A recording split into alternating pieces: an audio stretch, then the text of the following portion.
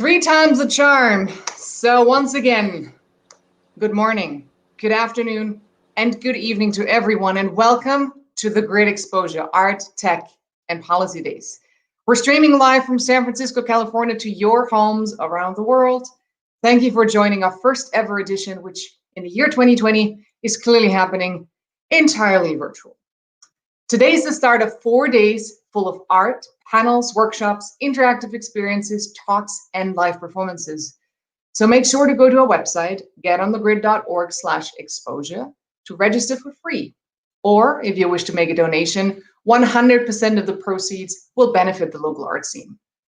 On our website, you'll discover over 25 events, and by simply signing up on Sket, you can customize your festival experience. I appreciate the opportunity to introduce you to The Grid, the organization behind this festival. We're a San Francisco-based art and technology network spanning from the US to Japan, which now includes not only individuals, but also global art institutions and tech companies. It was founded by a group of like-minded European cultural institutes in the San Francisco Bay Area. All of us are driven by a deep conviction that art and culture are indispensable parts of our shared human experience. Only in art do we recognize ourselves and others. Through art, we can create different realities, possibilities, yes, even utopias that all of us aspire to. And working here in Silicon Valley, the Grid focuses on the intersection of art and tech. We want to bridge those two worlds. And as many of you might be able to attest to firsthand, artists and technologists, they don't always share the same reality or even language or, let's say, same understanding of the world. But we see boundless potential in bringing these two groups together to create and to innovate alongside each other and to redefine what it means to be human in this day and age. We believe that especially now, it's imperative that we do. Yes, one only has to look outside, living in San Francisco, that we're living in very strange times.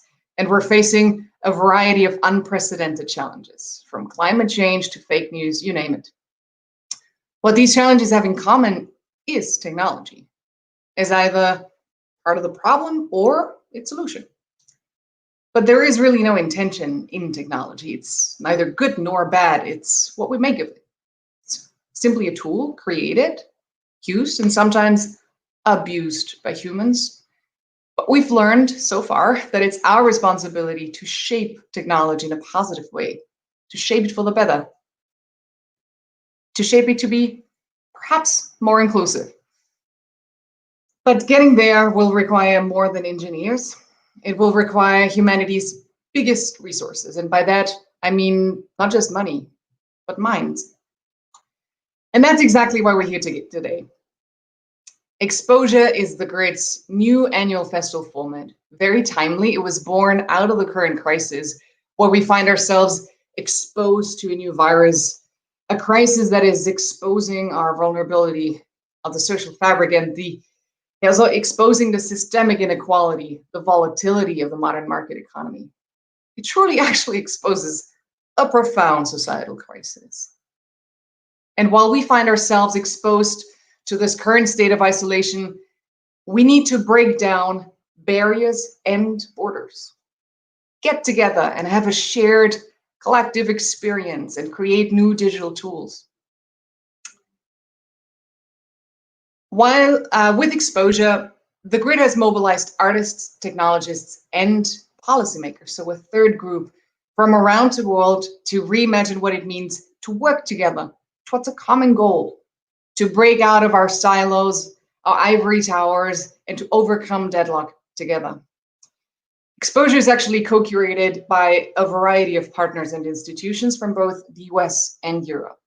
It is, however, primarily designed to showcase the vast creative potential of the San Francisco Bay Area, to showcase the avant-garde of Silicon Valley. We've invited 4 leading art and technology organizations to curate content for this festival. And we've distributed in formats. Gray Area has curated panels, Kodame workshops, 01 interactive experiences, and New Tech live performances. We also have 2 European clusters for art and culture, Unique New York and Unique DC, who've also contributed 2 sessions to this festival. We're very honored to be part of this year's Ars Electronica Festival as the official AIxMUSIC Garden Silicon Valley, and we're now streaming to a truly global audience. So thank you. We're not only curating the opening ceremony of this year's AIxMUSIC Festival, but several events dedicated to the topic of AI and the future of creativity. I'd also like to use this opportunity to thank our sponsors who have made this festival a reality. The Grid was founded thanks to a generous grant by Unique Global through a very cool project, the Houses of Culture project. Shortly thereafter, we were supported by our first tech partner, a local hero, a local trailblazer, yes, Salesforce. The STARTS program of the European Commission was also very generous in helping us bring this amazing event together. And with this, I'd like to thank all the partners, all the people, our content partners, our sponsoring partners alike, and an amazing festival team composed by members of Unique Silicon Valley. Thank you for your hard work. All of us have worked relentlessly for several months to make this happen, to pull off, I dare to say, a pretty impressive lineup for this first edition. Exposure features, as I said, over 25 events with over 100 speakers and artists from around the world. And we'll talk about things like AI and the future of art. We'll reimagine tech regulation. We'll investigate the real impact of COVID-19 on the arts, and we'll envision utopias such as a universal basic income for the arts. But most importantly, we're here to create a community. And it's only fitting that this year's festival theme is blurring borders.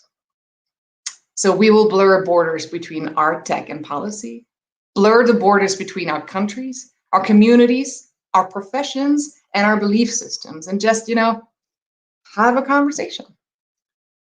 And we encourage you to join this conversation, either through interactive experiences or by using the Q&A feature in your panel session. We really encourage you to give us feedback. Fill out the survey at the end of the festival. Be critical. Make us aware of blind spots. Encourage us to be better.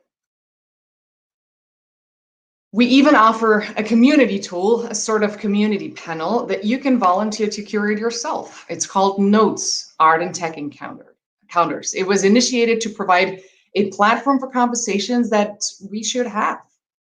So tell us your ideas, suggest panelists, themes, institutions, artists, anything that you think is relevant in this space. But most importantly, stay in touch. Sign up on our website, getonthegrid.org, and become a member of the Grid. And now, go ahead and expose yourselves to new ideas. And with that, I'd like to welcome my curatorial co-pilot, Vanessa Chang, who will be moderating the opening panel of our first ever edition of the Grid Exposure. Welcome, Vanessa. Thank you, Clara. It is a pleasure to be here and to be live with you. Woohoo! We're live. We made it. Mom, I'm on TV. Excellent. All right. So I was thinking perhaps we could just start by answering, by you answering a question. So okay. This is the first time that you've curated a festival with, 25 partner organizations. Is that correct? 30? I can't even remember. A ridiculous number. So what was the most rewarding part of this? Well, I'd say there are really two. I divide my rewards into two. So, firstly, it was the opportunity to really shore up my connections and my working relationships with my local community here in the Bay Area. I've worked with everyone in the local organizations to some degree, but we've worked more closely than I have in a long time, and I've gotten to know them and to work with them and to really co-create something that highlights what they do and their contributions not only to the Bay Area and Silicon Valley, but the world at large. So that's been really fantastic.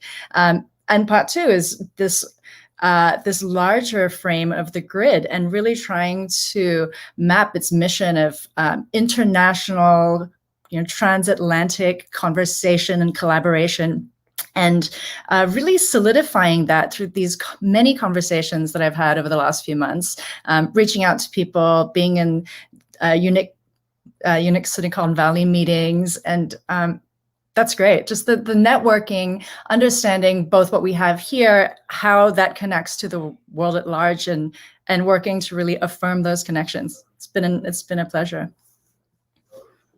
Excellent. And with that, I think it's time that we kick off this festival. What do you say? Let's do it. Let's do it. Let's blur borders. Have fun. You too. I'll see you on the other side. See you there.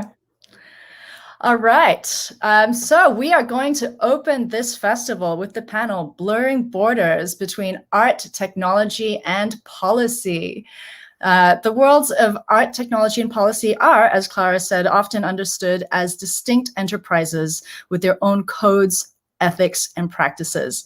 Technologies, however, are not simply artifacts, but dynamic systems entwined with culture and politics. While institutional allegiances and disciplinary investments might obscure this entanglement, the stakes are shared and they are high. So today I'm delighted to bring together leaders from the sectors of art, technology, and policy who have worked across these disciplinary boundaries. Together we'll discuss what these shared stakes might be, and through their existing work, seek a common language.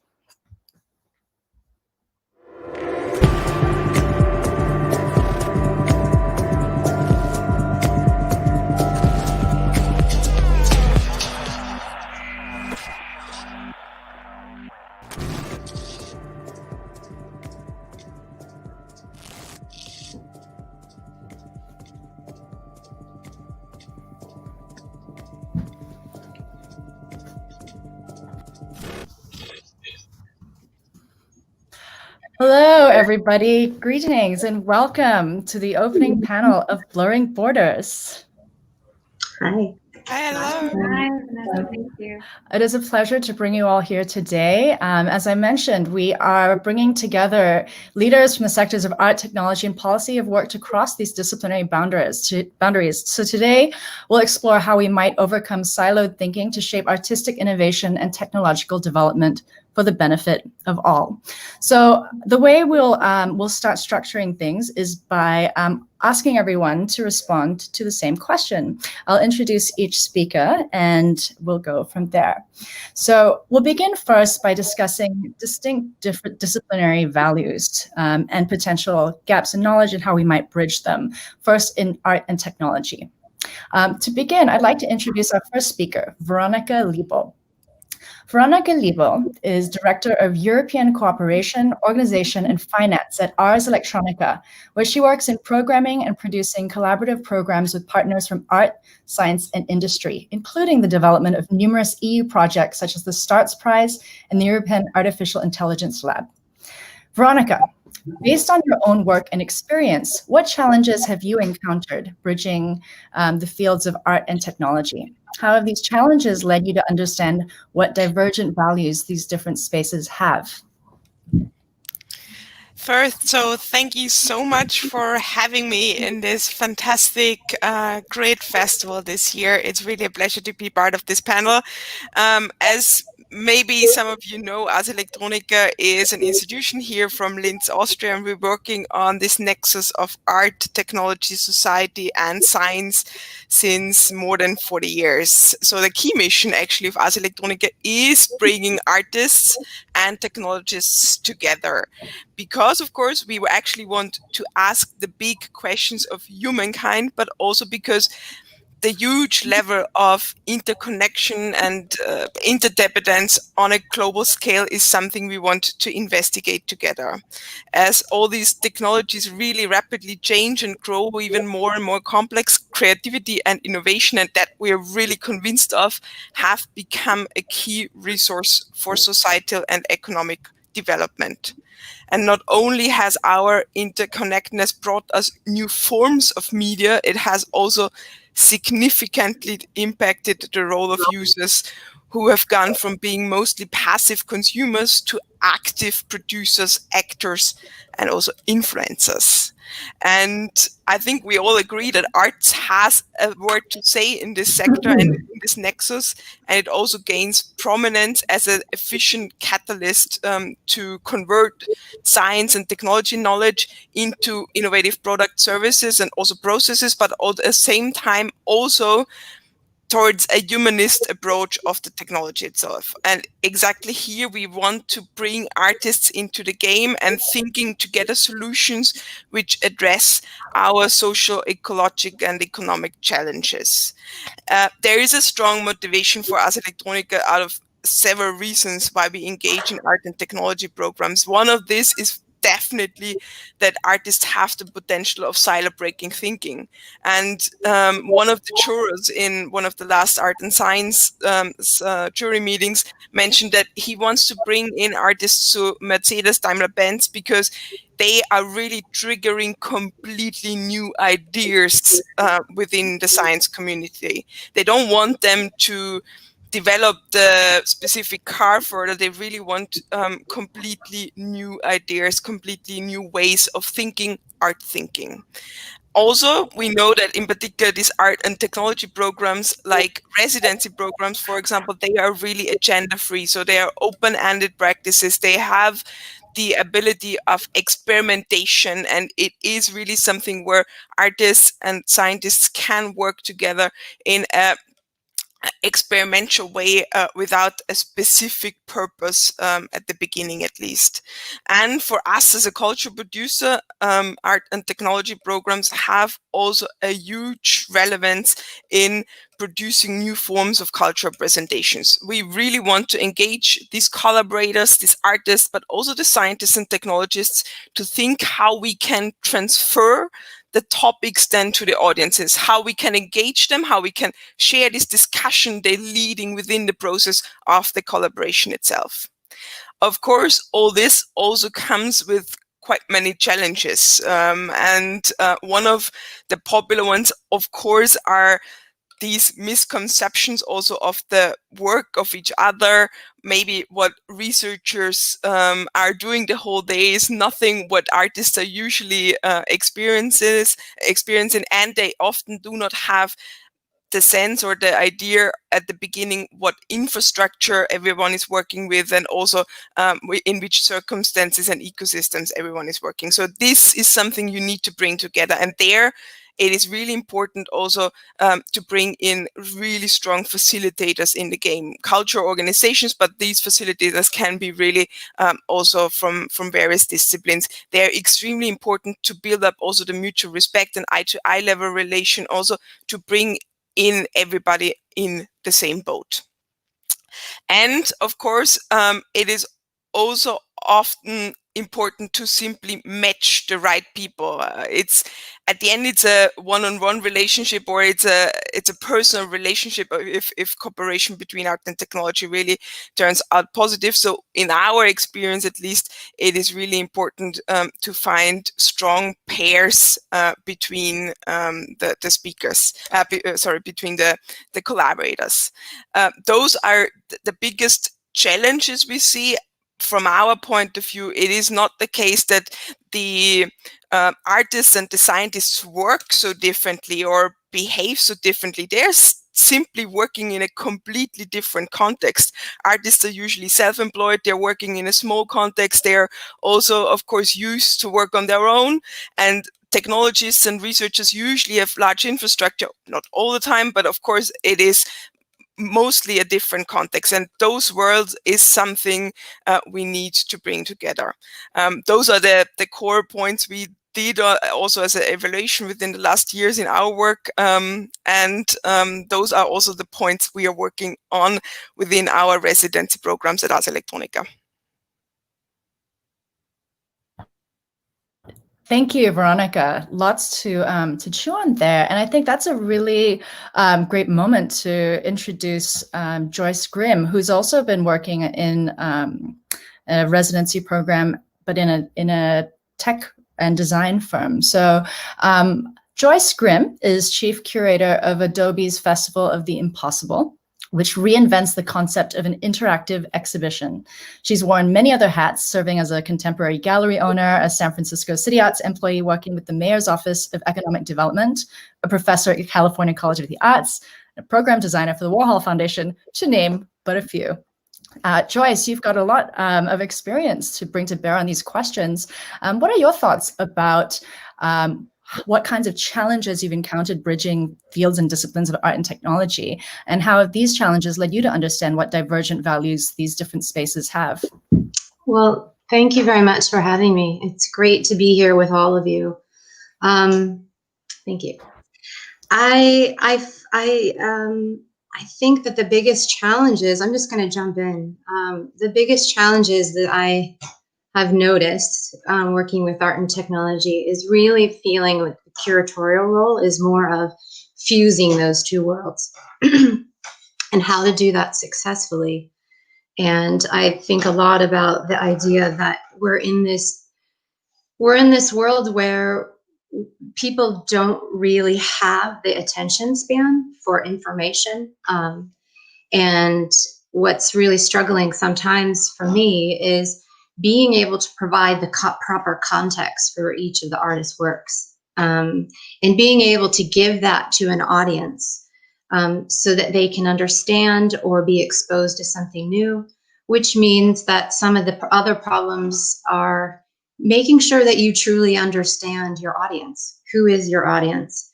And being able to provide information for them to learn, to grow, to try something new, but also celebrate all the things that have come prior in the arts. Yeah, that's where I'd say the issues really are the hardest for me in my field now. Great.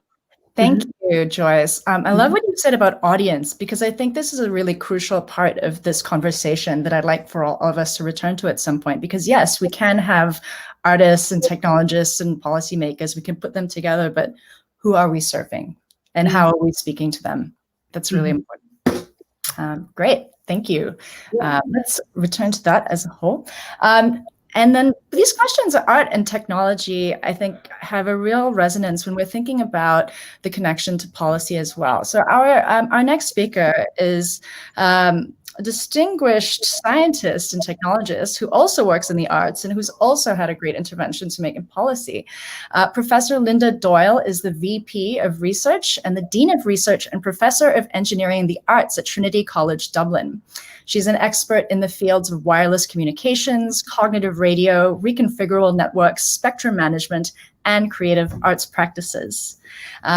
Linda, a pleasure to have you here for today. Thank you for joining us.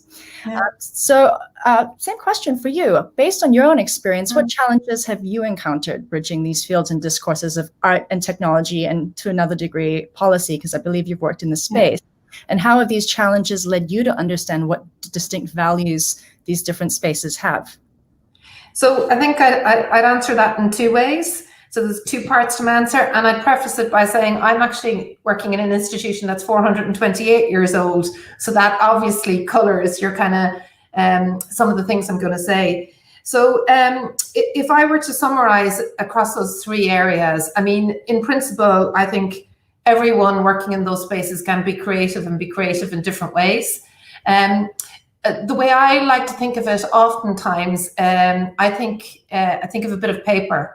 And I always feel that if you give somebody with creative practice or arts background, they prefer to work from a blank piece of paper. An engineer or a technologist prefers to work within a set of constraints.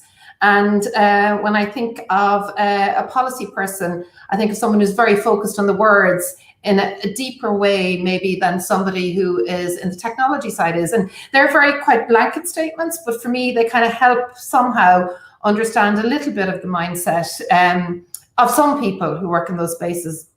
But I suppose the fundamental difference that I see and that I come across and work with, and it would be slightly, I suppose, different to what Clara said at the beginning when she introduced us. For me, there is no such thing as neutral design. So I think technologists often think that you're designing something that's neutral, that, you know, as Clara spoke about, that's a tool and can be used for good or bad.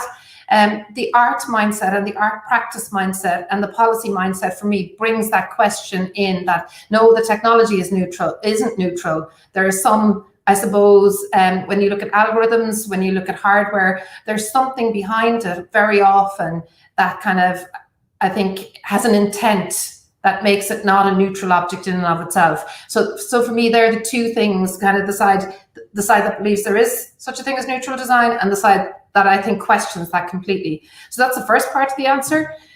The second part of the answer for me, as I said earlier, is very influenced by the fact that I'm from an academic institution. And to me, I would say, it's not about the differences in those disciplines or those areas that those disciplines and those people working in them see. It's the way the outside world values them. And I think what's a huge challenge is the lack of equality across those. So I see all of the time situations where technologists are rewarded financially very well, artists aren't, even if they're working in the same project. And that lack of equality, to me, is a huge issue. And the second thing I'd say in that context is this notion of epistemic injustice, where we value certain kinds of knowledge over other kinds of knowledge. And you see that very often. You know, I'm an engineer, and it's kind of automatically assumed that some of the knowledge I produce is more useful than some maybe aesthetic or creative artist practice knowledge. And I would completely contest that. But that to me is a difference, and not a difference from the people inside it, from where those things are viewed from the outside.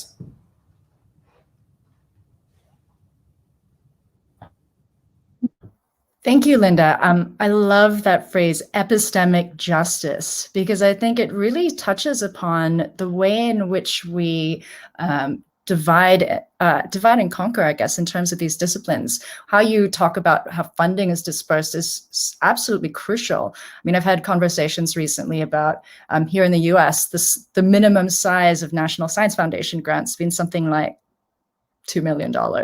But in the arts, we're really there's a much smaller pool, and we're really working on trying to bridge that. But what are some ways we can really address that? So I think this also echoes part of what Joyce was saying about audience, right? How do we construct this kind of knowledge? How do we assign value in the public to this kind of knowledge? And how can we support different people in these knowledge building practices? Great, thank you. All right, I'd like to invite our next speaker to speak before returning to some of these themes in an overarching conversation. Ilana Lipset is a community design strategist whose work uses participatory design and community engagement to inform future-focused policy, economic and international development, and is currently working on these issues in her role at the Institute for the Future. So Ilana, you also have some experience working in art, technology, and policy. Based on your experience, what challenges have you encountered bridging these fields and discourses, and how have these challenges led you to understand what divergent values these spaces have? Yeah, well, thank you. It's an honor to be here, and I'm loving what all the other panelists are saying as well. So thank you so much for having us all.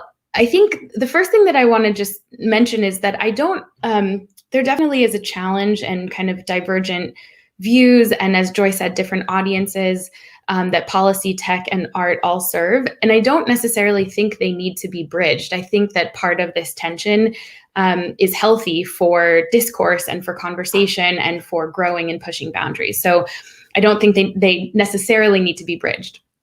That said, there is tension in these different purposes that they serve, right? Policy, in theory, is supposed to serve the public interest and be effective across the board, whereas tech is looking for growth and serves investors and is focused on efficiency over serving everyone. And art has more of a leeway to kind of take risks and push boundaries and touch the emotional space. And those three things, the efficiency, effectiveness, and emotion, don't all necessarily work together in the same way. And so the challenge comes from, I think, that these different spaces, art, technology, and policy, are accountable to different people and different groups. And I think one thing that I've been thinking a lot about, especially the last 6 months, is kind of how do we start to think of, or how can we shift the narrative so that we see artists as essential workers, as an essential part of policy and our society, and in responding to the challenges that we have, in translating the challenges that we have from policy or science to things that people can understand and react to. And what does it look like to support them that way, with resources, with places to live, with safe places to work? And I think a specific example of this is in the Bay Area, with the cost of living so high, and with gentrification, not solely driven by tech, but in part driven by economic growth that is driven by technology. And what can policy do to kind of step in and be supportive of finding safe places for people to work and live, and affordable places for people to work and live, and really, again, start to treat artists as essential workers. There's an amazing Oakland-based curator and artist, Ashara Ekundaya, who talks about artists as first responders. And so I think really shifting our thinking around what role art plays in both policy and technology and society to help us think about what are we doing to help artists survive and to thrive. And the last thing I'll just mention in response to your question with this challenge is that I think that arguably tech, some components of tech, some big tech companies are really challenging our ability to have civil discourse and challenging our democracy. And I think art is a really vital component of healthy discourse and democracy. And so being able to really bring that to the forefront as a way of collaborating on how we create policy that can serve everyone, on collaborating on how we can create tech that can serve everyone, and have there be more of collective and participatory input into how we are imagining and reimagining the world and cities that we're living in, and how policy is supporting that.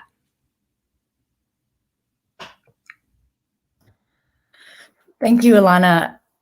Artists as first responders, I love that. And as essential workers, I mean, it's extraordinary how much artists are struggling and suffering right now. When in our isolation, how much art are we relying on to get by?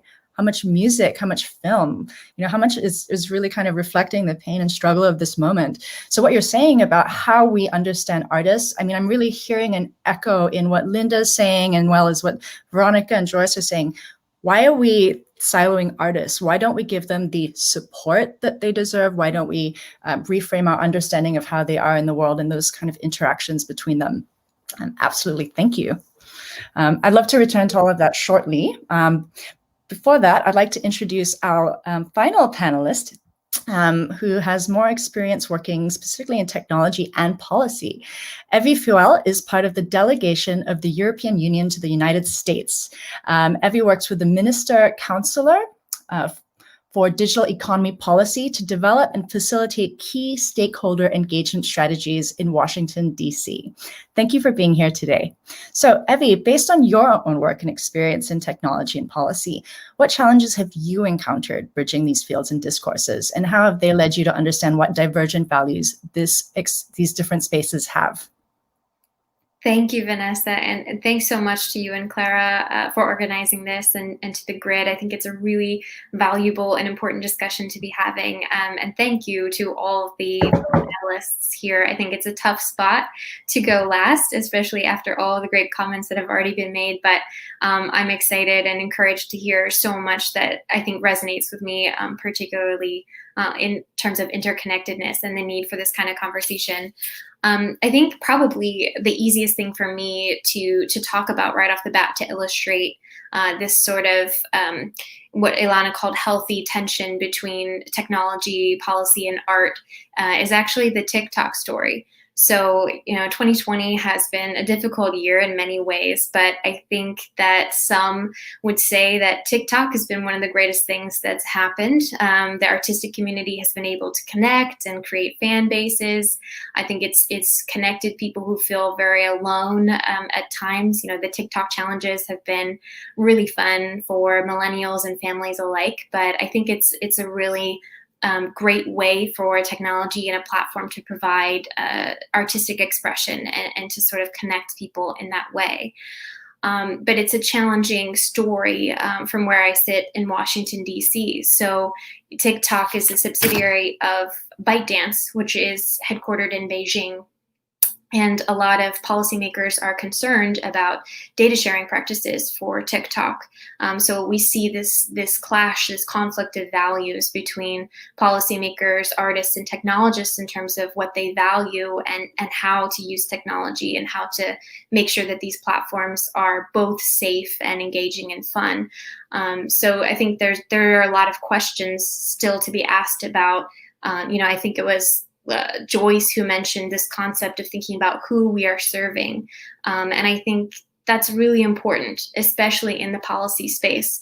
And I think that as companies like TikTok and other technology platforms gain popularity, it's important to consider things like data privacy and how can we make sure that is still protected for not just for consumers and from a consumer perspective, but for citizens globally.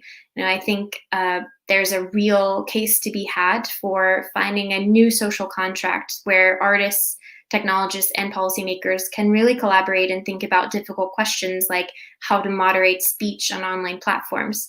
TikTok has had trouble not only with data sharing practices, but with also how to make sure that they are eliminating or reducing or taking care of illegal content and harmful speech that is inciting violence.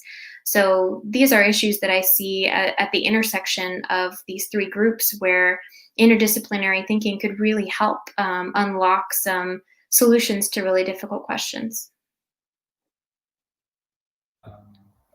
Thank you, Evie.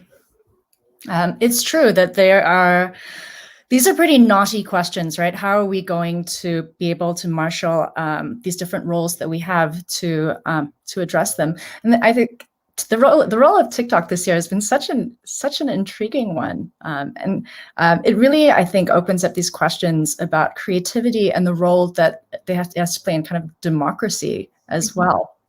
All right, well, what I'd like to do now is kind of draw out some of the themes and questions that everyone's brought up in their opening remarks. So what I've heard from everybody here is that on one hand, we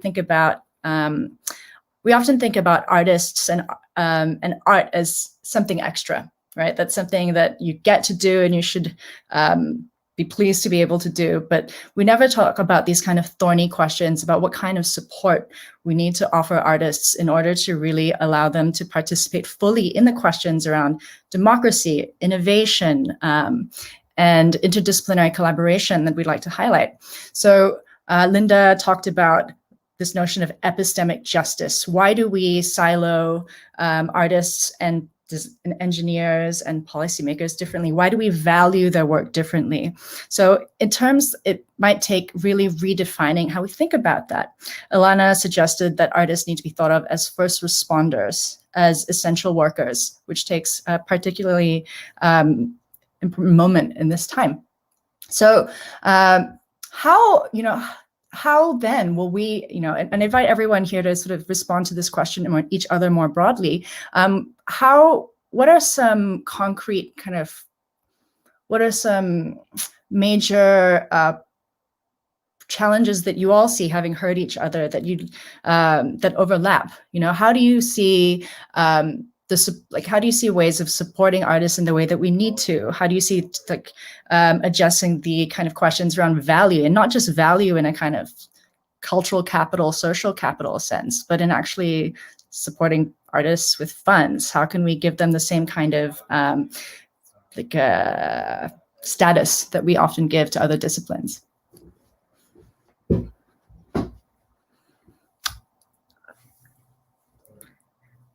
Linda, would you like to go? You may want to unmute yourself. Apologies. I've been on so many Zoom calls, thousands of them. You think I wouldn't do that anymore, but I keep doing it. I suppose I just make a general quick comment. Obviously, I come at this from an academic background, and for me, hugely important is that funding agencies would be much more expansive in their thinking and what they would fund from a research perspective. So while you see some programs in the European Union that do include these things, they're kind of added on to the end rather than there at the starting point. And I would say not just international funding, but national funding agencies Certainly in my area, when it comes to research, you need to include arts and humanities as well, as part of the whole picture, and not something that's just for certain situations. So that to me would be one very powerful way of changing things that would, I suppose, bring some equality into the picture, allow the voices to flourish, and to really influence the future of research. Thank you, Linda. And I think this kind of support of this idea of how we can support artists also was borne out in comments that Joyce and Veronica were making about what it means to facilitate connection between artists. Veronica, you mentioned on one hand having an open-ended kind of encounter and staging an open-ended kind of encounter for collaboration, and yet also needing some kind of facilitation and structure. So on one hand, if like Linda's suggesting, we need these kinds of social and capital architectures to support that work. We also need infrastructure to do that. So how do we actually make structures that foster that kind of collaboration without privileging, having some kind of open-ended conversation without also privileging these one over the other? I think this is an extremely difficult job, and we all probably know this also from our own practice in facilitating this, that the way of bringing these people together and also making it then in the process a meaningful process is really a extremely difficult task to do. But at the same time, it's also very important to, at the beginning, keep it open and to try to give people and the collaborators the chance to think completely in new dimensions and also in different ways, because otherwise it's more a design job or more a job of actually staying within the usual borders and lines of thinking. So again, as I said already at the beginning, for us, we really saw the value of having really strong facilitators who joined this process already in several years and who have the knowledge of bridging the different languages people may speak and also the different kinds of experience everybody is bringing in. But not only on this level, but also it's connected, of course, to IP issues. So how we can deal with everyone's IP everybody's bringing into the collaboration. How can we make sure that whatever is coming out there in the process is then also shared in a mutual way? Those are the things which actually need to be managed by a really strong facilitator. And we, of course, from Ars Electronica see also our role in doing this. Joyce, do you have some thoughts about that, given your own work at Adobe, supporting artists using these kinds of new technologies and creating the space for artists to have that vision? Yeah, so before I started becoming the curator for the Festival of the Impossible, I had my own gallery for years, for about 10 years. And I think one thing that I've always, maybe I learned this from my mom, but I think what's really important is the ethics of the person who's steering the ship. Really, like, there's a mission statement. It's having something that holds you and your ideas accountable, making sure that you've got diverse group of artists that you're bringing in. So we have different voices that are being heard, and being able to know that you can fight for those individuals. I've learned that, and I think that it's really helpful. Know when to put your foot down and say no, and be able to fight for the creative person who is building something really amazing. And that's not always easy, but I feel like that's a good way to start, Mm-hmm. Yeah, thank you. And this, I think, connects again, Ilana, to what you were saying about really redefining the role of artists and supporting them in that way. You mentioned, was it Ashara and her work here? Can you tell us a bit more about how you see her work doing that?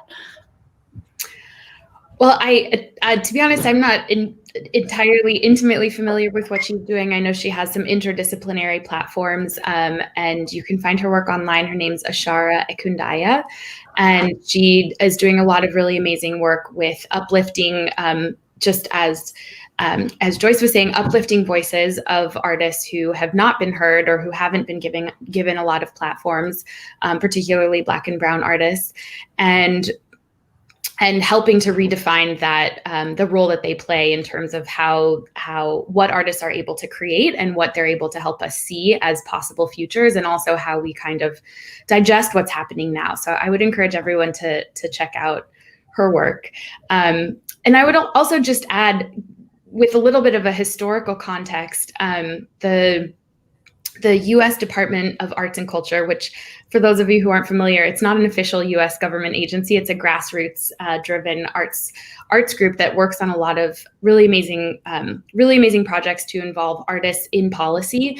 And they have calls now for people to contribute to a People's WPA. So the WPA was the Works Progress Administration that FDR created in the Depression as a way of supporting artists and funding artists to do the work that they do best, and at once giving them employment and also bringing inspiration to the rest of the country, which was deep in a depression, and also funded the creation of hundreds of art spaces around the country. And so things like that with this grassroots-driven arts organization, kind of trying to recreate these historical ways of government supporting artists and of acknowledging the role that artists play in society, I think is really important. And I think in our current political climate, we don't see any of that support really from the federal level. And so to be able to replicate it through other means, whether that's through private benefactors, things like tech companies who are supporting art and the role of art in society, or this grassroots-driven U.S. Department of Arts and Culture, kind of recreating the Works Progress Administration as a way of, again, redefining that narrative and emphasizing the role that artists do play in society. Thank you, Ilana. Evie, I believe you had some thoughts that you wanted to share also about these questions. Yeah, thanks, Vanessa. And Ilana, just to piggyback off of your comments, I think that sounds like a fantastic program, a really good way to ensure that this interdisciplinary conversation happens. I was just going to bring up this thought of creating trustworthy AI. So I think this is a conversation that a lot of policymakers are having now, technologists and civil society organizations, is just how do you create artificial intelligence that does no harm? I think it's a very nice concept, and the words sound very nice, but what does that look like in practice? And I think for technologists, this could be about creating algorithms in a specific way, or an algorithmic framework that can kind of regulate and be transparent. And I think for HR managers or managers in general, it's conversations about what AI is and what it is not, what advanced machine learning is and how data is used, but making sure that there's a common understanding about, how the technology works. So it's not this creepy, invasive AI version from Terminator or other pop culture references that people often make. But the key question here is, what do the artists think? I think that's a piece that we could do more on, is how do artists perceive this concept of AI that does no harm? Does that mean, certain protections for intellectual property? Is that kind of a conversation about how artists can interact with AI-generated art, and what are the parameters there? So I don't have an answer, but I think it's a really interesting point that should be addressed in an interdisciplinary fashion. Great. Thank you so much, Evie. And I think that these questions about interdisciplinarity are a really great moment to pivot into talking about what some successful ways of really bridging those discourses are. So I'd invite our speakers now to discuss their successful approaches. So what are some examples of successful boundary crossing or interdisciplinary projects? And what are the kinds of structures that might foster that kind of boundary blurring work? How might different international contexts of the US and EU support them? Veronica, you've done a lot of work at Ars Electronica and starts doing exactly this. Would you like to tell us more about that? Yes, absolutely. I'd be excited too. So I think it's a great opportunity also to introduce a couple of projects to really make sure that we maybe also be inspired by some work which was already done previously by fantastic artists. We're involved since many years now in the STARTS program of the European Commission, and basically it is a program honoring innovation at the nexus of science, technology, and the arts. It arose in a way, or it developed from evaluation from the past research program, where a good evaluation was made that in addition to scientific and technological skills, really creativity and also artistic thinking is needed to advance innovation and make also innovation really relevant for our society. And here I just brought a couple of examples, so please only understand them as examples, but I love these. Those are prize winners from the last years. We are issuing on behalf of the European Commission each year the STARTS prize, and we are honoring each year 30 different projects and 2 grand prize winners of STARTS. And one project, maybe we can share the screen or bring on the slides again. But one project I really enjoy very much is the grand prize winner of last year, which is called Project Elias. And it shows in a fantastic way what also the role of such projects is in reflecting the use or abuse of technology and our relationship to technology. It is a small device. You can put it on your smart home assistant, and it paralyzes the device in a way that it wakes it only up when you want it to wake up. You assign it with a specific name, and only this will trigger actually waking it up. So it gives the consumer back the control over the home smart assistants, and it also helps, of course, with privacy issues and customization.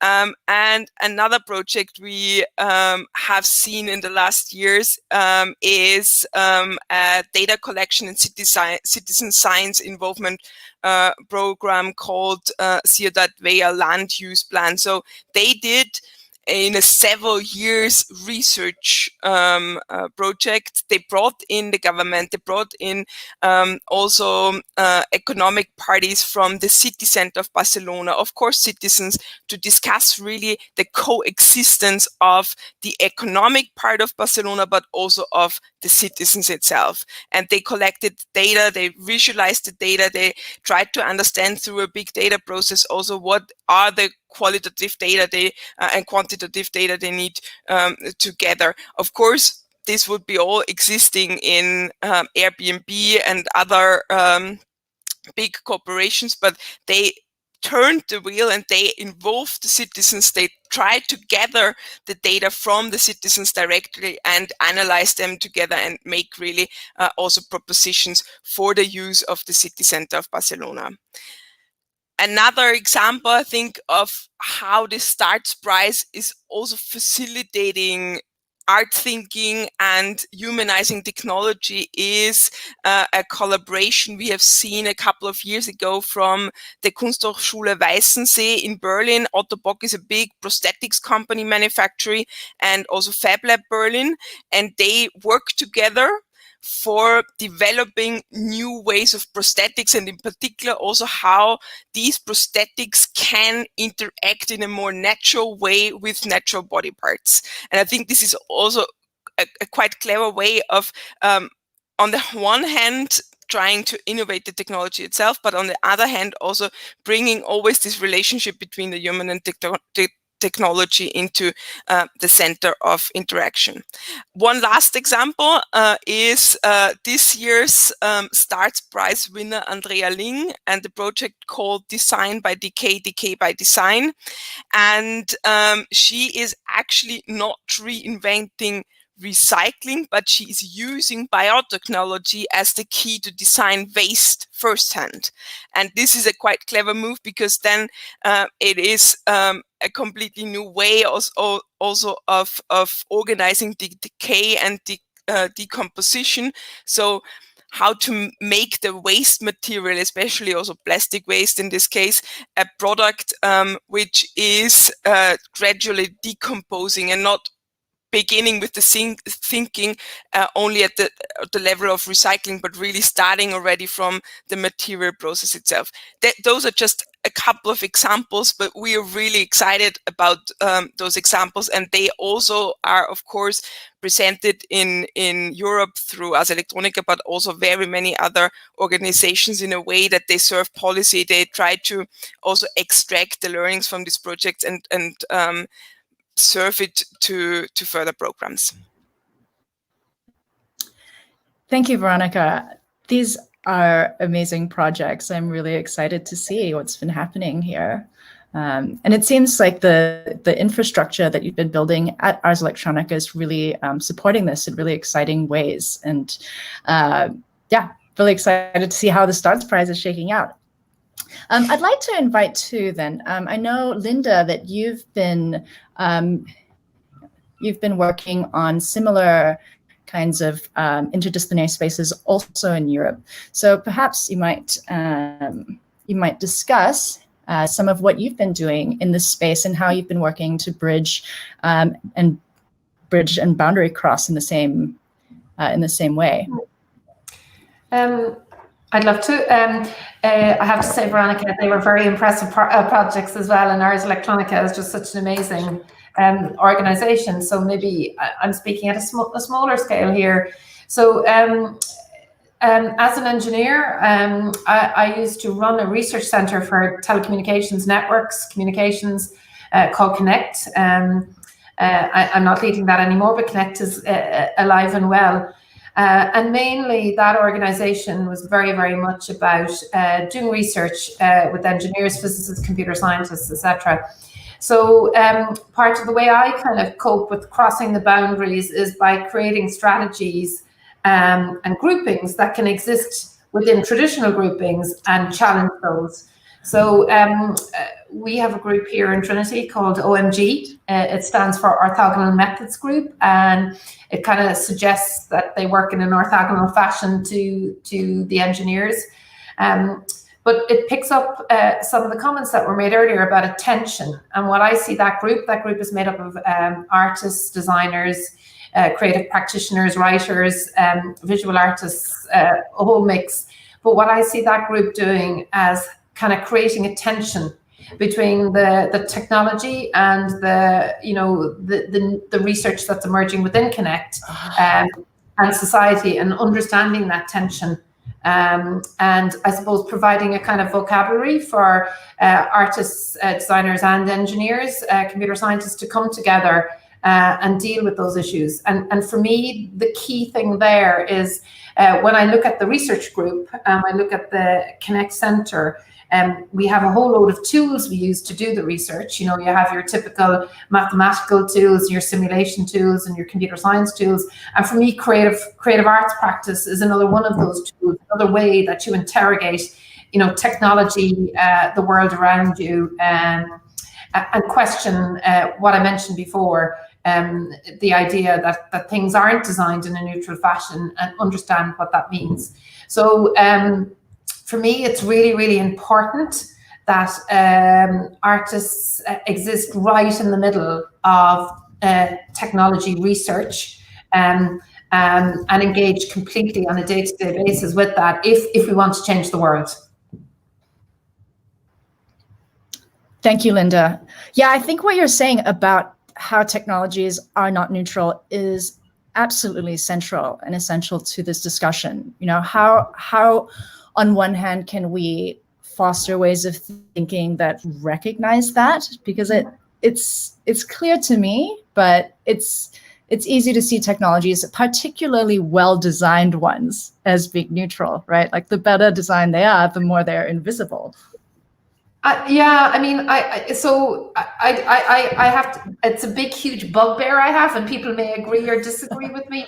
I mean, there's traditional examples that people have always talked about, you know, the whole idea that the Kodak film was designed for white skin, you know, the fact even electronic cameras that we have now are have certain, I suppose, characteristics. And it's hugely visible in the algorithmic world. So, there's social policies built into the world around us. And they're built in intentionally and unintentionally. And I think essentially, I often use the phrase, and for people here who maybe come from a technology background, they may be used to this notion of optimizing something. And when you optimize something, whether it's a chip or whether it's an algorithm, you have this thing called an objective function, and you optimize to this function. And I often use the phrase, the objective function is not objective, it's political. It's a choice as to whether you optimize something for speed, or whether you optimize something to be the cheapest, or whether you optimize something to include and exclude. So that's what I mean when I say, design is not neutral. I think very much when you're trained as an engineer, you're trained as if it is, and as if these choices don't sit in a political context. And for me, everything sits in a political context. And one of the most brilliant things about artists is I think they're trained to see the political context. That's your starting point. And that's why I think it's just so hugely valuable and brilliant to bring these worlds together, because there's nothing that's wrong with this world today that we can tackle from a single discipline anymore. So I think it's just so important. Sorry, I kind of ranted on a little bit there. No, rant away. This is the place for that. Ilana, you had some thoughts too, or you wanted to share about these questions. Yes, and well, I completely agree with what other people have been saying about tech is not neutral. It's based on the objectives and worldview of the people who created it. And I think the same can go for policy. And so I think something that's important is for us to step back and understand kind of what our default design is and who are we designing for and who are we kind of using as the baseline norm, both in tech as well as in policy. And someone mentioned the Kodak film that I read recently about a Black medical student in the UK who created his own kind of medical clinical diagnosis textbook because he was realizing that what he was learning, the way that medical conditions present, they were learning how to diagnose them on white skin. And so they were misdiagnosing or underdiagnosing the way that disease can present on Black and brown skin. And so kind of rethinking who our default is and who our norm is and who we want to, who are we creating the future for? And I think that artists are really particularly well equipped at helping us rethink and redefine what that norm is and kind of who the future gets to be for, who gets to be living in the future. And I think an interesting kind of border crossing or border blurring concept is the use of artists in residencies in government programs. And I know there's a number of states in the US who have artists in residences in their departments of transportation. Oakland has a pilot cultural strategists in residence program that's pairing artists in departments like the Department of Building and Inspection, or also Department of Transportation or Department of Racial Equity. And the idea is not just for the artists to be creating art, but to actually be bringing a different mindset and a different perspective for solving these massive public problems. And part of that and part of one of the ways that we solve these really kind of sticky and wicked problems is by bringing more perspectives and more backgrounds to the table. And by bringing in artists, and in particular bringing in diverse artists, we can help redefine that kind of baseline and default. Perfect. Thank you. That's really diversity, equity, and inclusion, I think, are some of the most urgent questions and opportunities of our time. I wanted to say one. Oh, sorry. Yes, Joyce. I wanted to add on to that because you're right. I mean, this is amazing to hear all you guys. It's really, really special. I feel like it's a really nice group to be a part of. One thing I just want to remind everyone too is that through the critique process of art making, artists are constantly asking questions. And that's why, exactly like you're saying, bringing an artist in for a residency program or understanding public policy, we're trained to ask questions. And that's what makes this process, the art process, so fundamentally sound. And we need to make sure that we fight to keep that, because it is what opens doors. So just a nod to art education in general and like larger concept thinking. I think I just support that, and so just wanted to add that in there. Great.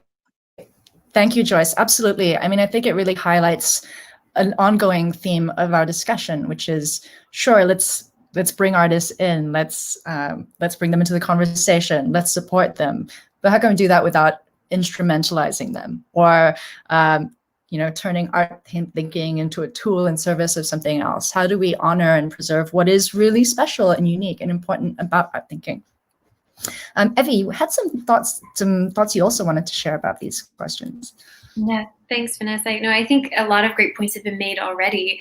I think something that I think is key is really bringing these policy discussions to the public, to the people, and realizing that diversity is actually essential to great policy making. I think it's something we know we need more of in every field, but I think it's crucial for the policymaking sphere as well. And that's diversity that includes members of the artistic community. So I love what Ilana's talking about of this artist in residence program at federal agencies and government agencies. I think having that different perspective can really strengthen the policymaking process. And when we talk about things like artificial intelligence, I think we need to think about how that serves humanity and how that can be a tool to further innovation and further ingenuity, further the artistic community. I think about how artists are sometimes on the fringe of conversations, and they represent maybe less popular views or opinions, and that's so essential to public discourse and to public debate. I think one important topic that policymakers are looking at right now is how to make sure that freedom of speech can be preserved on online platforms, and artists who may be somewhat marginalized, or maybe they represent a smaller segment of society, can still be heard, and they can still have their designs and ideas kind of pushing society forward, questioning the status quo. And for policymakers, it's a real question of how do you make sure that you can ensure free speech, but balancing that with making it a safe space for all users. I think the European Union's Code of Conduct is a really great example of how civic organizations, platforms, and government can come together and tackle things like hate speech online and make sure that bigger technology platforms can still be representative and still offer artists and the general public a way to express themselves and be heard, but to do so in a safe environment that protects fundamental rights. And I think going back to the conversation on AI, privacy is a fundamental human right in Europe. It's protected. And I think that that's something we need to have more conversations about globally. How do we protect privacy for individuals so that technology is not just benefiting the consumer, it's benefiting the citizen. Vanessa, can I make a comment there Yes, as well? Go ahead. I think it's a really good, you asked how do we not instrumentalize artists, and I think for me there's two answers. You pay them properly, so equality stops people being instrumentalized, and tech companies should stop fake using artists would be another thing I would say. So, there's companies who kind of have various different artists and residency programs, and, it's about the spectacle or kind of making their products look, a particular way. And I think deep and proper engagement is distinct in any of that kind of what I would call very superficial way. Those two things would be a start. Yes, absolutely. Returning to these questions about justice once again. And how can we support that? I mean, this seems like something we want to address at the policy layer, but also at the social layer. How do we pay artists more? I mean, I think this is something that is endemic to industries and spaces that are often understood as particularly meaningful. So you get paid in meaning. That's great, right? It's almost something that you can eat. And so that's something that I think we really need to address. And it's something that happens in all levels of conversations. People are saying to someone, "Oh, can you do this little bit of free art for me?" Whether it's like, "Oh, if you love it, you should just do it because you love it." But that's not enough, right? Linda, I think your point also, this question about what we can do, turns us as well to these other questions we've been addressing about marginalized artists. So someone in our audience has asked, how do you include more marginalized artists with varying points of view that are not generally invited to the table? I mean, we're talking about it, and this is part of these bigger questions about diversity and inclusion, and I think it connects to, Linda, with what you're saying about the kinds of structures and like concrete actions we need to take. So how would you suggest that we do that? Oh, just answering, Linda. Yeah, from an academic point of view, you know, we're about to undergo what we call an inclusive curriculum review. And I mean, it might seem, I think we're from different countries here, and there's probably very different perspectives, you know, but it's long overdue that we kind of do an overhaul and look through what it is we teach, you know, what context we set up for people to learn through. And I think actions like that are really valuable across all disciplines and subjects, but they do actually start to make you think more broadly in the kind of material you incorporate into what you do. And I think that's one way. I'm answering that much more generally than specifically for artists. But I think a lot of things that are happening in the world at the moment are raising those questions for all institutions and asking us, who do we include and exclude? So actually taking those questions seriously, reflecting on yourself and changing your practices within the institution that you're in, or the company that you're in, or the organization that you're in, I think is an important first step in doing that. Absolutely. I've seen an extraordinary response recently from artists of color who are suddenly getting far more attention than they ever have. You know, they're being invited to speak on panels, invited to serve as advisors. And is this moment going to be sustained? And as Linda, as you see, like, what are the practices at an institutional level that we can leverage to make sure it's not just a fad in keeping with our political moment? What can we do to sort of sustain and include artists? I think, for one, that it's really important to address a lack of equity and inclusion at all levels of an organization, right? The people in leadership, not just artists, the people who are making decisions, advisory boards, all of these things. And the other, I think another thorny question then, because a number of these panels and talks that I've seen artists have to deal with are ultimately like, oh, well, let's talk about this particular issue relating to diversity or to inclusion, as if marginalized artists can only talk about the condition of being marginalized. How can we address that differently? I think that's a hugely important point. We had a recent discussion here about research and disability, and the thought struck me as well, as we have some amazing researchers here who have disabilities and are doing research on that topic. But I agree, I had the exact same thing. That should not be, you know, you should be equally entitled to research any other topic you want as well. So I agree with you completely that we have certain expectation that you will continue to either make art or talk about marginalization, and we need to move beyond it. I think we can just move beyond it by running more events that are not based on that, and doing the kind of things you're doing here. I would also add that I think that we, in our positions, we need to diversify what it is that we're doing, what we're involved in.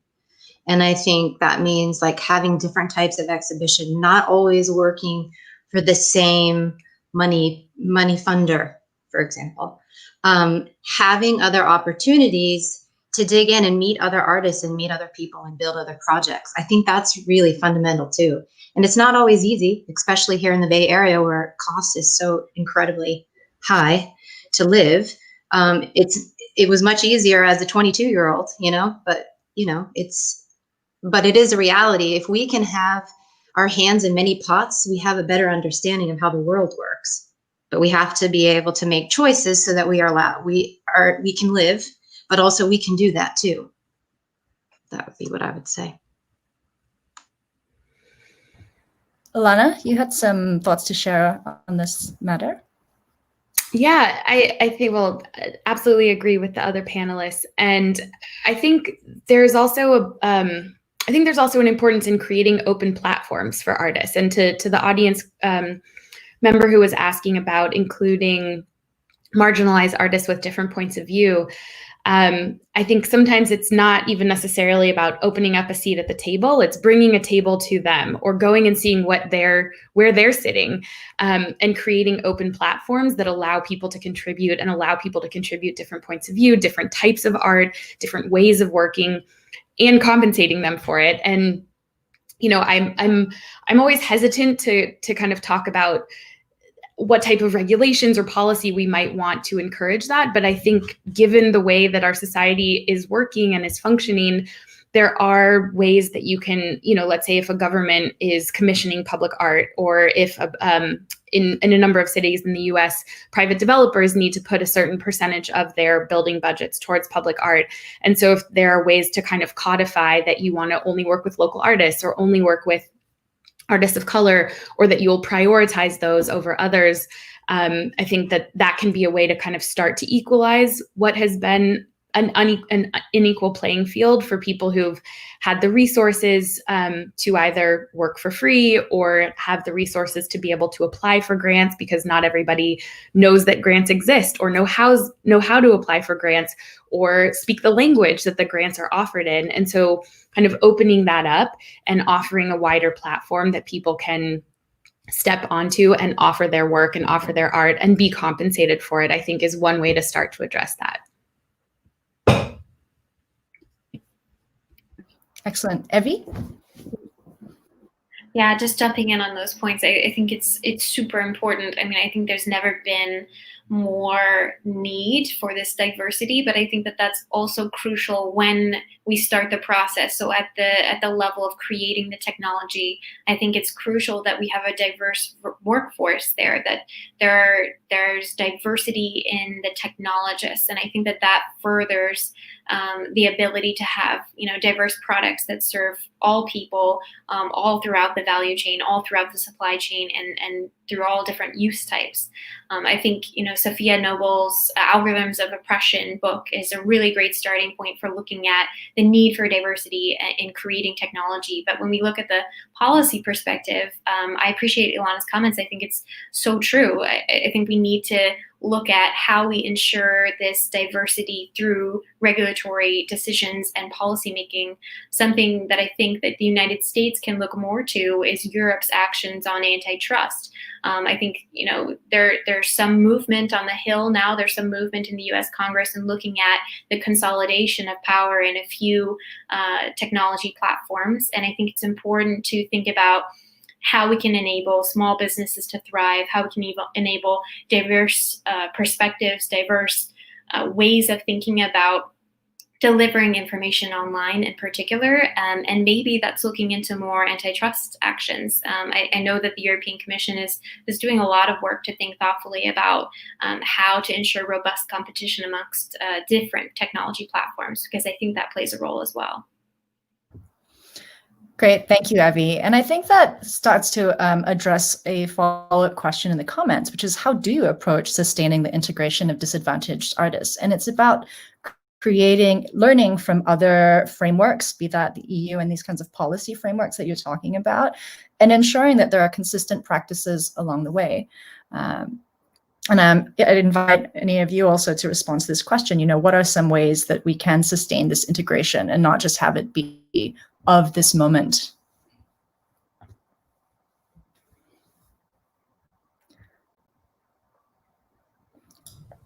We think you asked us too hard a question. I do kind of think there's no going back from this moment. Mm-hmm. I think the world is in such a perilous place. I have to say, I think the US is particularly. And I just think there isn't a way to wind back. If you look at the climate change situation, if you look at COVID, it has really questioned everything about the world around us. It's a fantastic example as well of how you had to have all sorts of different disciplines and skills and experts come together to solve things. So for me, I think there isn't a going back. I can no longer myself look at things now without questioning them in a particular way because of all of the things that have happened in the last few months. So I would be hopeful that there is no going back from this political moment. I think there's an awful hard work to hold where we are. I'm not, denying that. But anyway, that's just a general comment. Great. Thank you, Linda. Ilana, did you want to add something? Yeah, I mean, I think, and we've touched upon this, but I think it does come back to funding. And this, with the unemployment stimulus package, or whatever we want to call it, for COVID, artists were able to apply for unemployment for, I think, the first time. And so kind of rethinking the ability that, rethinking the public services that we do have and how artists might be able to access them, even if they didn't have a traditional employer or have other kind of ways of working. And I think especially as we move into the future and just the nature of work in general is changing, and we're seeing the rise of the gig economy and automation and all these different, and now working from home. And so I think if we can start to acknowledge and honor the work that artists do as their work and compensate them as such, and whether that's funding for them directly or funding for art support services that help artists and allow them to survive and thrive in this environment, I think it's really important. But again, comes down to funding and, not asking people to share their art because they love it or because it will give them exposure, but actually compensating for the time that they have put into honing their craft. And just to piggyback on that idea of funding, I think there are two potentially creative ways that policymaking could get involved in this conversation. And one is what Ilana just mentioned about gig workers. I think that there's a possibility that lots of artists are working, 2, maybe 3 jobs just to pay the bills or however they're trying to get by. And I think there should be real consideration from policymakers in how gig workers or platform economy workers are treated. Are they treated as independent contractors that have no benefits, no medical insurance or anything to support them, or can we treat them differently? Should there be regulations and laws that make sure that tech companies, which are getting a rather large profit, are actually treating employees correctly in this new wave of the economy? And then secondly, thinking about, how these large technology companies are taxed. Are they taxed fairly based on the earnings that they're making and their contributions to the economy? I think that's a real question, is can we use proper and fair taxation to create more of a social safety net for more people? Good point, Emmy. I absolutely agree. Seems like a unique challenge, particularly in the US. I'm not as sure about the European context, but it's a difficult one here. All right, we are entering the last few minutes of our panel. So I just wanted to close, extend a general question, an invitation to everyone moving forward, which is, what do you think? I mean, we've talked about a number of these questions: diversity, equity, inclusion, freedom, climate change, COVID. What do you think the most urgent needs are that we should address at this intersection of art, technology, and policy? And what might be some quick recommendations you have for moving forward?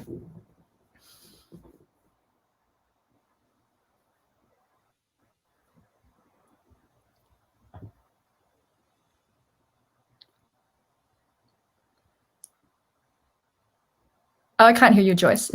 Oh, sorry. I was going to say I can give it a stab. I don't know if I have a large answer, multifaceted question there, but I think honestly, looking at each, I think the only thing really that we can do is think about how we, in our position, can make a difference. Can we help with policy? Can we get more money for the artists? Can we support better? Can we diversify the artists that we're bringing into this platform? I think all of us need to be able to ask ourselves that question when the roles that we play. I love all the points that everyone is bringing up, and it makes you feel like the reality is like, here we are by ourselves in this little space, So when we're going out into the world and building these art projects, what kind of difference can you yourself make and influence other people to also make really good choices too? That would be my answer. Thank you, Joyce. Any other thoughts? Yeah, Ilana? Yeah, I'll go. And to kind of bring it back to something that was named at the beginning, I think in addressing all of those massive issues that you named, I think it's important to remember that none of these are neutral. Art is not neutral, policy is not neutral, technology is not neutral. It's based on the view of the person who's creating it. And so, echoing what Joy said, bringing in diversity, bringing in representation, having people from different backgrounds and different viewpoints represented at every single level of the development of technology, art, policy, how we talk about it, who gets to be on stage, who gets to talk about it, I think is one of the biggest things that we can do right now to start shifting the conversation so that we are hearing from people who haven't been heard from in the past. Absolutely, absolutely. And that's work I think we can all continue doing. All right. Sorry, Linda? The urgent thing we can do is, I mean, even in this discussion, I think, you know, and I'm guilty of this myself, we kind of separated art out as a different thing. And if you notice, we focused on the art more than the tech and the even though Evie, you were very good at dragging us back into policy so brilliantly. But to me, it's about setting, like, it's kind of what Joyce was saying, in all of our actions and all of our words, giving it the equal status. You know, and when we look at the problems the world faces, recognizing, speaking in that way, and making sure that we think of these as parts of the solution to the. I mean, art in itself doesn't have to have a utility. I'm not suggesting that, but I certainly think it's really, really important that we speak and act. I suppose the fact that, you know, it is of equal value. What does that mean? But, you know, speak and act the value that we see in you know, in these worlds coming together, working with each other and working in tension with each other. Because I mean, if the tension goes out of it, I think then that would be really bad, because we do need it, especially in the world we live in today. We constantly need the critique and the questioning and that tension to be used. Great. Thank you so much, Linda. And I think that is a fantastic moment to bring everything to a close. Thank you all so much for making the time to be here this morning. Obviously, this conversation can and should keep going, and I invite you all to continue it with me as we go off stage. So thank you again, and please take care, and I hope you enjoy the rest of exposure. Thank you, and great job. Thanks. Thank you, everyone. Bye.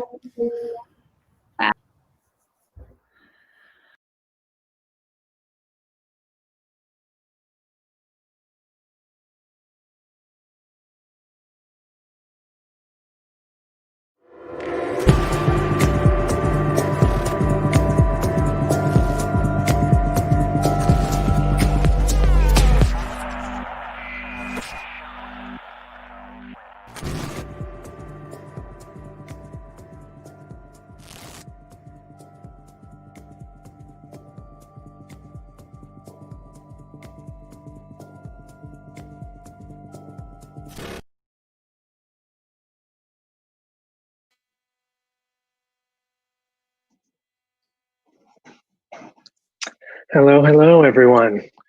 My name is Shamsher Verk, and I'm the executive director of 01.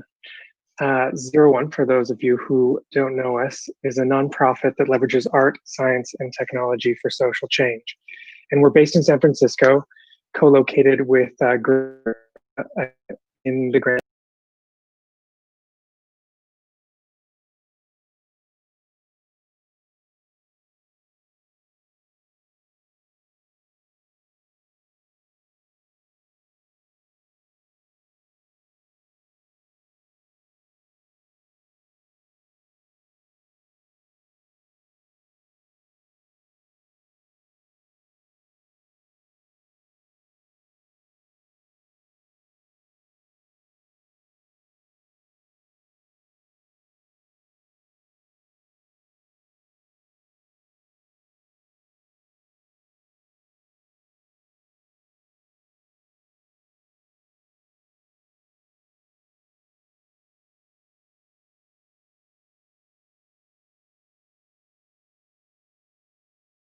Counterpulse and Kinetech, that we brought together the artists who you're about to be introduced to. So that Matchbox lab with Counterpulse and Kinetech was an opportunity where we paired a creative technologist, Heidi in this case, with dance and theater.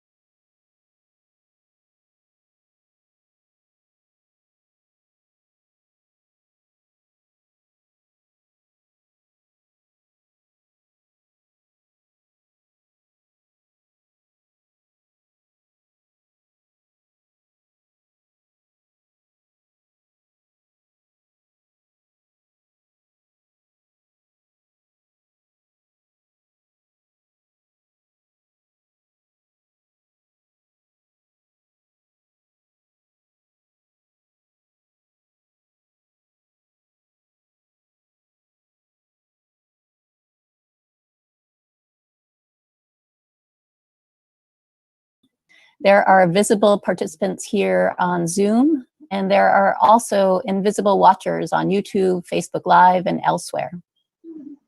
Adam? Hello, my name is Adam Smith. Your participation today means an agreement to behave generously and with agency over your own well-being. We ask that you have your cameras on during this if you're a participant, so we can see you. However, if you are uncomfortable at any point, you can definitely turn your camera off. Participation is completely voluntary. So let's begin.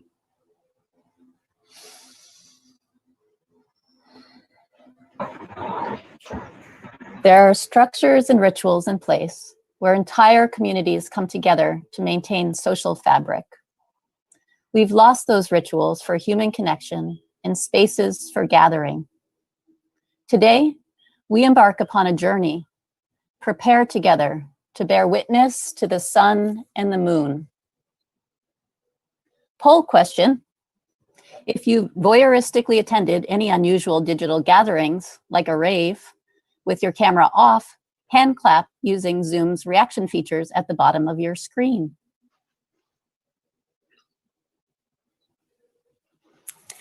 I invent cybernetic machines to analyze people's biometric responses to storytelling using AI.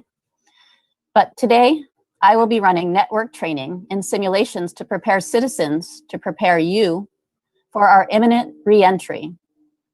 Communicating effectively will be critical to your survival.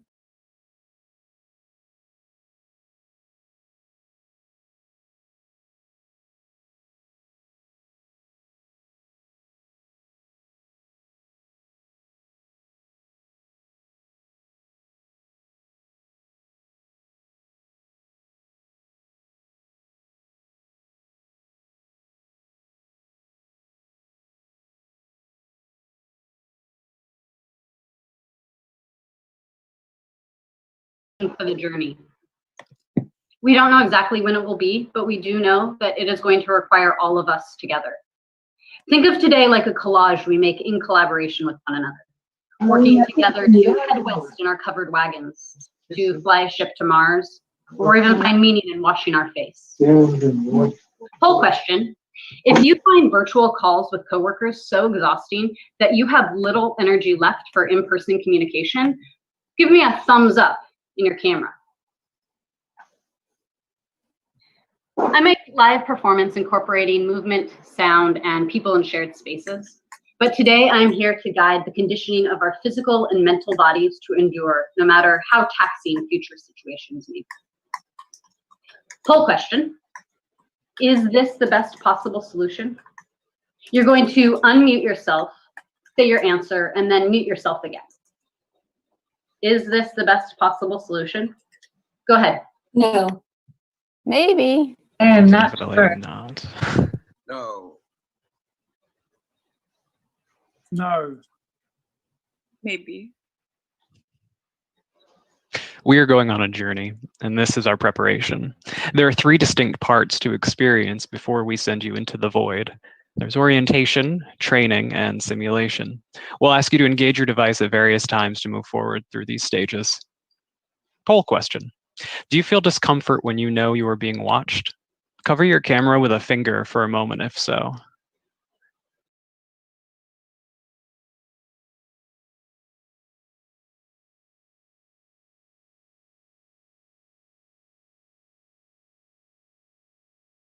Intangible external ephemera into the future. Poll question. When you are ready to move into training, slowly raise your arms above your head as though you're encouraging an orchestra to get louder and louder. Go ahead. When you're ready, raise your arms above your head.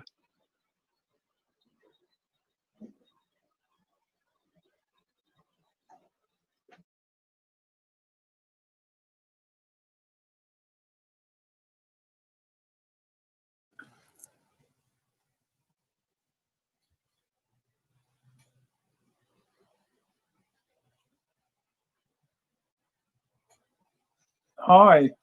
Hello. You have moved from orientation into training. Welcome. You are collectors of story. As the journey moves forward, these stories serve to ground us, to guide us, and help us go forward. Stories make sense of uncertainty. They heal trauma and shame. They give expression to shared history and shape our future reality.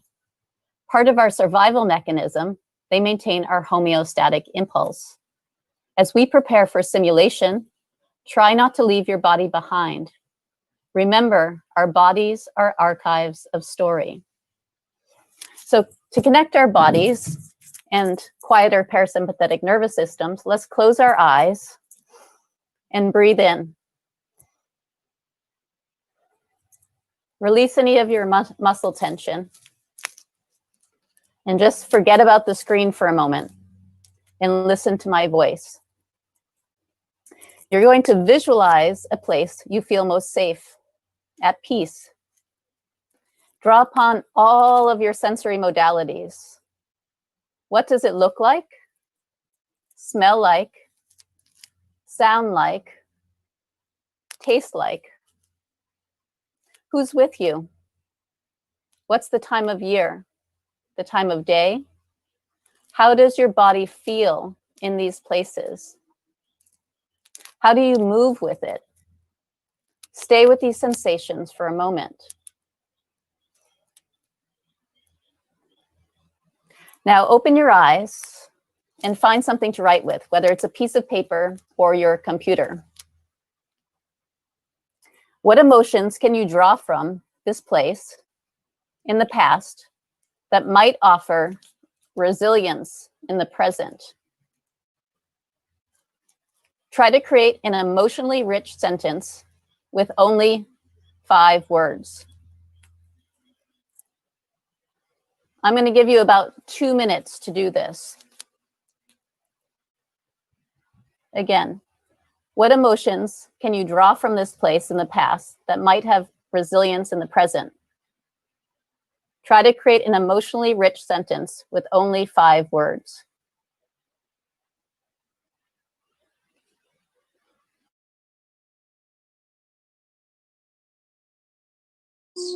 Pull your hands way up and down. Get your shoulders right up by your ears. Now push them down.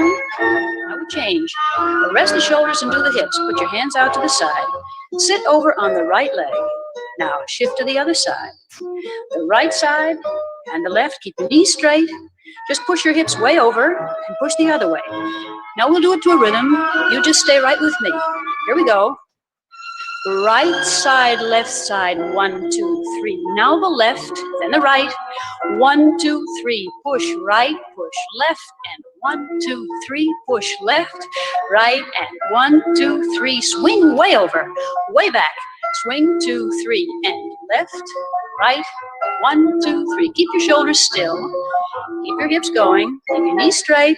Push and 1, 2, 3. Keep those abdominals tight. Pull them in. 1, 2, 3. left side, right side, a 1, 2, 3. Try to keep the shoulders absolutely still. 1, 2, 3, left, right, 1, 2, 3. Now put your feet together and let's try number 3. Go up on your toes, way up high, and now keep your heels on the floor and bend your knees down. Straighten your legs, keeping your heels down, go down and up. Bend the knees and straighten. Don't let them come off the floor. Bend and straighten. Keep your knees together too. Bend and straighten, pulling those abdominals. Bend, straighten. Now take your hands and put them above your head. Reach way up, higher, higher, way up, way up, way up. Stretch out to the side and slowly down, slowly, slowly, slowly, and relax. Shake loose, relax.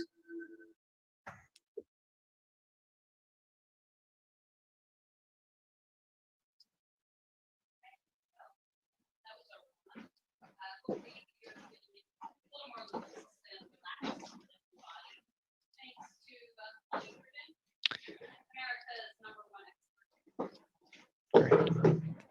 Now, Roel, will you show us what you want to bring on the journey? Show it close. This is something we want. Show us every detail.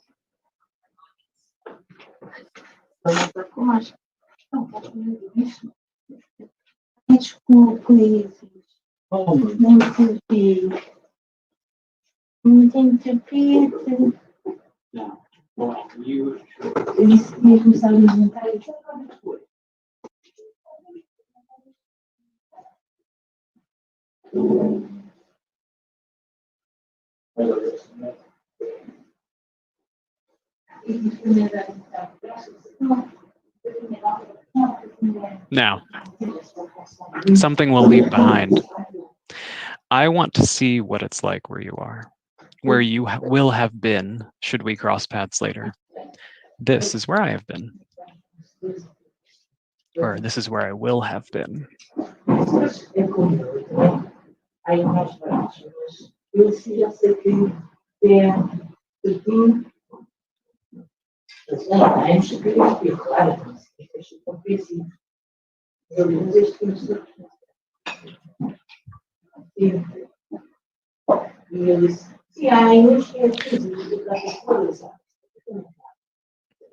I'm sure if you are able, can you go to your window and film your view?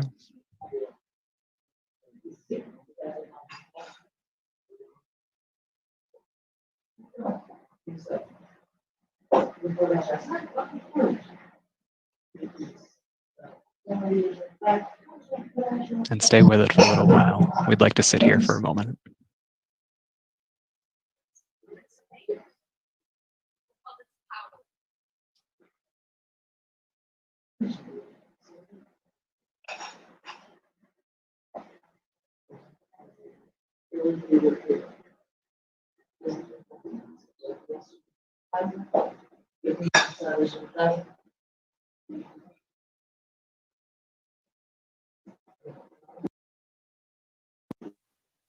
Thank you. Roel, are you able to show us what it looks like outside of your window? Let it show us what we might leave behind, what you might leave behind.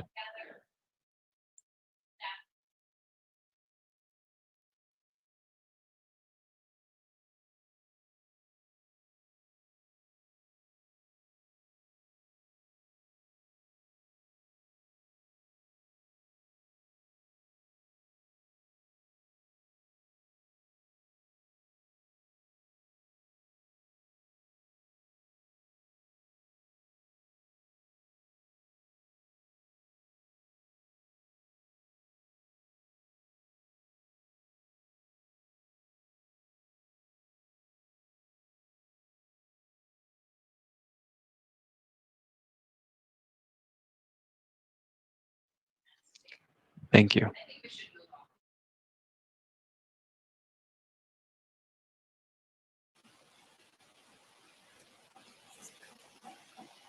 So again, this is an object that holds personal significance. So you're going to put it down and articulate why you selected this object. And if you will carry it into the future, why?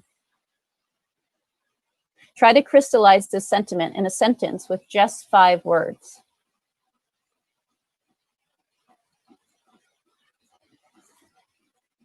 You'll have another 30 seconds.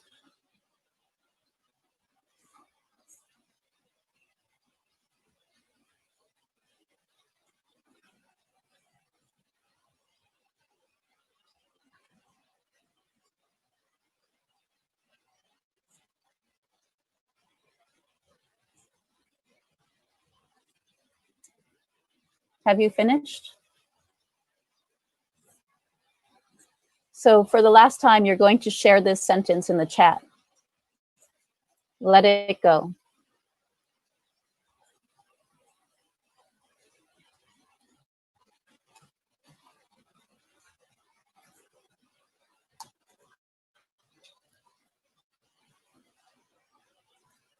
In preparation for a simulation, I want you to think of yourself as articulators, as ancient bone collectors.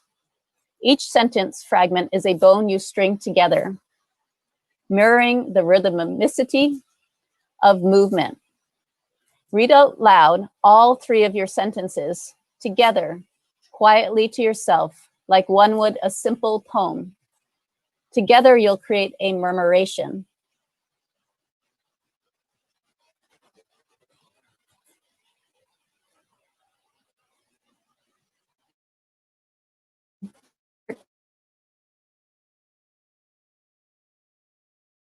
Ancestors transmitting, father's ashes close to my chest.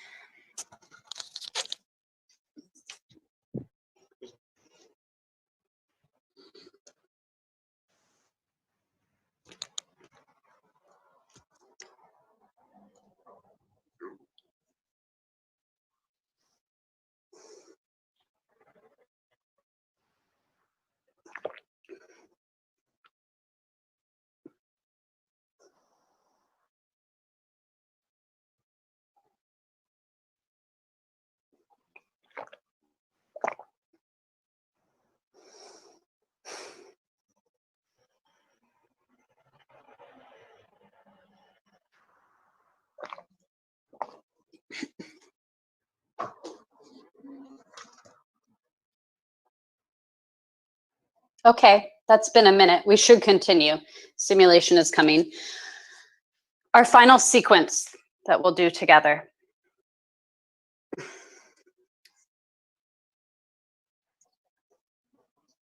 Skin, eyes, nose, mouth, ear.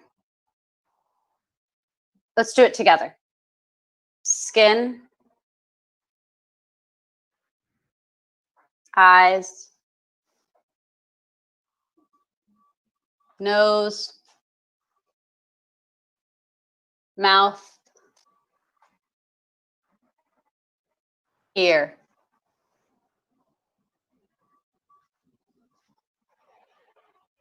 Skin,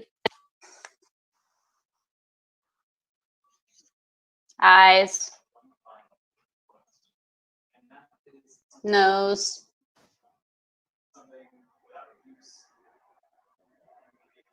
mouth, ear.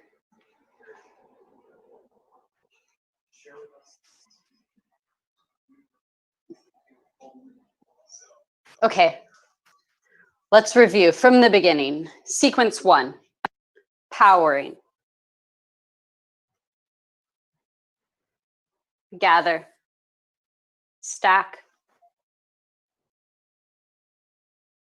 door frame, move forward, connect, reset. Sequence 2, measuring.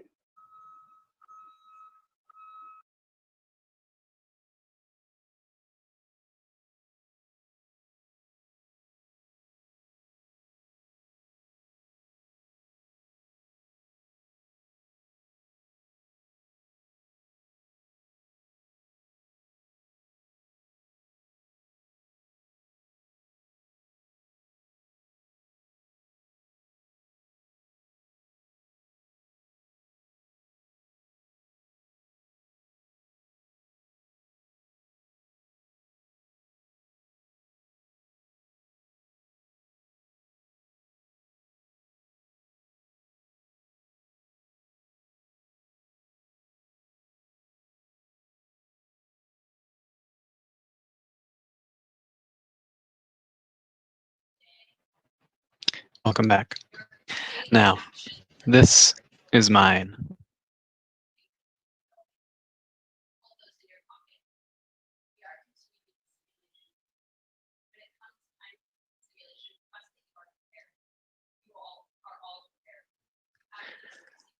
With our limited time, will you both share something you were confused by? Get it close to the camera. Share with us the mysteries of your past.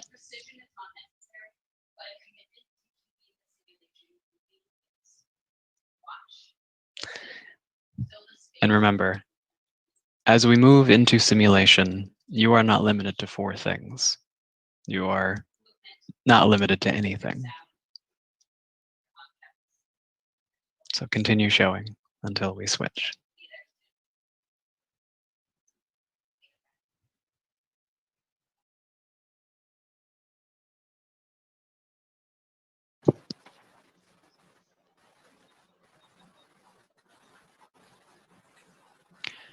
Congratulations. You have successfully completed the training portion of our journey. You have now entered simulation. You have prepared for this. Watch, listen, and respond with the skills you have gathered. Perhaps you'll learn new skills. For simulation to move forward, it requires all participants to be alert. Story collectors, when there is space to speak, unmute yourselves and articulate what you have written. Repetition is fine. Think of it as an incantation. Just keep a steady flow of words at play. Movement collectors, activate your movement training. Respond with rhythm, measurement, and full body attention. We don't know for how long, but we must keep the simulation going. And memento collectors, document physical mementos, opaque, transparent, near, or far. Show us the details of what we take with us and what we leave behind. Begin. A rock-hewn heart opens. Frog stops at the crossroad. Ancestors transmitting. Father's ashes close to my chest. I have forgotten my stress. Don't judge people by their outward appearance. Lost t-shirt, I'll never forget. Open to the collective connection. Always save $200 for impromptu muggings. Broken tokens are only temporary.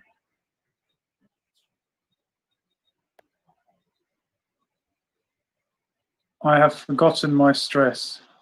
Don't judge people by their outward appearance.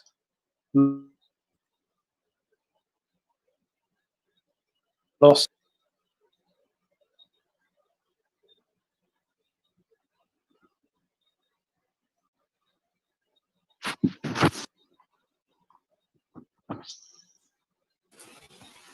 Story collectors, keep going.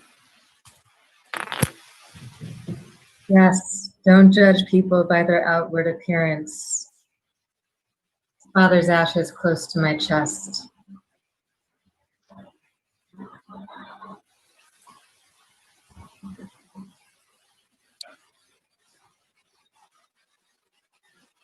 Movement collectors, keep activating your movement training.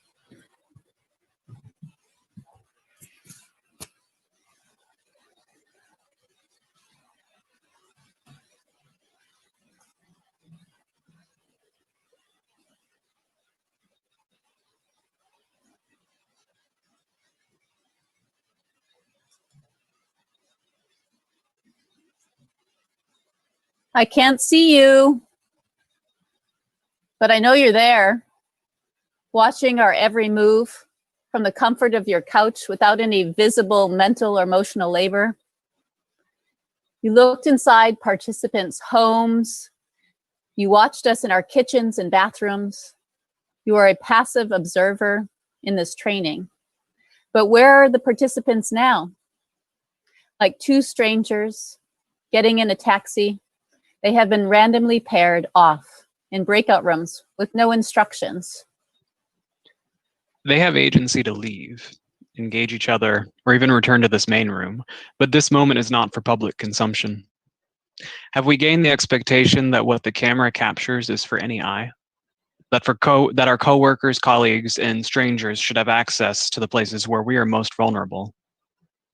What is saved just for ourselves and no one else? We have given you, the viewer, the experience we determined to be most vital to your journey. Viewership is not passive. You too have traveled through this orientation, training, and simulation with us.